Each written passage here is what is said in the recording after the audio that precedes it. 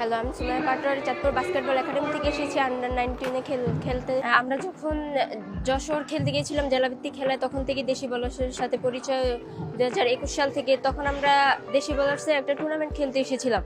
তখন খুব কম সংখ্যক টিম ছিল, বাট আজকে 2 বছরের মধ্যে এত টিম দেখতে পাচ্ছি। বিভিন্ন জায়গা থেকে টিম এসেছে, আমরা ওদের থেকে অনেক কিছু শিখতে পারছি।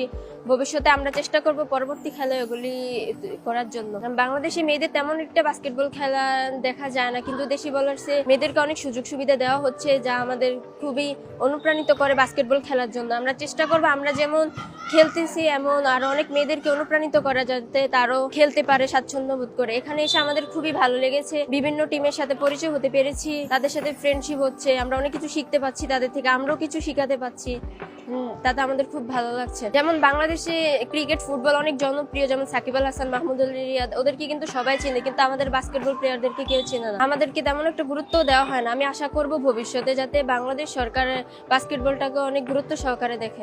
ধন্যবাদ।